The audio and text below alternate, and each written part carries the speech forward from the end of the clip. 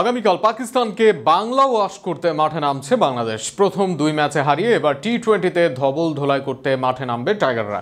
সেক্ষেত্রে টাইগারদের একাদশে আসতে পারে বেশ কিছু পরিবর্তন। বিশেষ করে আরও এক ম্যাচে ব্যর্থ হওয়া নাঈম শেখ সুযোগ হারাতে পারেন কাল। তাছাড়া কিছুটা ছন্দ ছাড়া হওয়ায় বাদ পড়তে পারেন রিশাদ হোসেন। সম্ভাবনা রয়েছে সাইফুদ্দিন কিংবা তাসকিনের একাদশে সুযোগ পাওয়ারও। আরও বিস্তারিত থাকছে প্রতিবেদনে। আপনাকেই বলছি, ইন্স্যুরেন্স করলে সিটিতে সুরক্ষা পাবেন নিশ্চিত।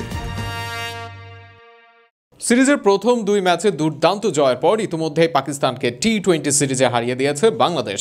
এখন সামনে একটাই লক্ষ্য, বাংলা ওয়াশ। আর এই লক্ষ্য নিয়েই আগামীকাল মাঠে নামবে লিটন দাসের দল। তবে ম্যাচটি ডেড রাবার হওয়ায় একাদশে একাধিক পরিবর্তন দেখা যেতে পারে।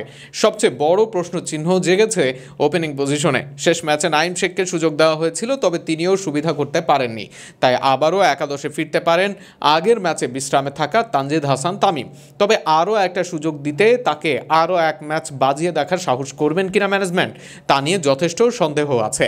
তাই পারভেজ হোসেন ইমন অপর ওপেনার হিসেবে জায়গা ধরে রাখবেন বলে ধারণা করা যাচ্ছে, কারণ আগ্রাসী ব্যাটিংয়ে প্রতিপক্ষের ওপর চাপ সৃষ্টি করতে সফল হয়েছেন তিনি। তালিকায় আরও একটি নিশ্চিত পরিবর্তন হতে পারে স্পিন বিভাগে। সিরিজ জুড়ে ব্যর্থ ছিলেন রিশাদ হোসেন, ফলে আগামী ম্যাচে তার জায়গায় দেখা যেতে পারে বাঁহাতি স্পিনার নাসুম আহমেদকে। তার অভিজ্ঞতা ও বৈচিত্র্য পাকিস্তানের ব্যাটিং লাইন আপকে চাপে ফেলতে পারে।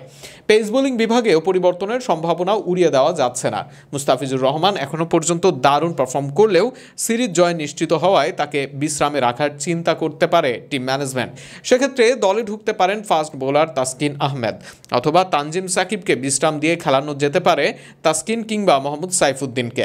তবে গত ম্যাচে তানজিমের আগ্রাসী স্পেল ছিল চোখে পড়ার মতো, তাই তাকে বাদ দেওয়ার সহজ সিদ্ধান্ত হবে না। এছাড়া ব্যাটিং অর্ডারে খুব একটা পরিবর্তনের সম্ভাবনা নেই। অধিনায়ক লিটন দাস, হৃদয়, জাকের আলী অনিক, শেখ মাহেদী ও শামীম হোসেন যথারীতি একাদশে থাকছেন। বিশেষ করে জাকের ও মাহেদীর ব্যাটে শেষ ম্যাচে জয় এসেছে, আর শামীমের পাওয়ার হিটিং ও পার্ট টাইম বোলিং দলের ভারসাম্য রক্ষা করেছে। সব মিলিয়ে একাদশে 2 থেকে 3টি পরিবর্তন নিয়ে কাল 6টায় মাঠে নামতে পারে বাংলাদেশ।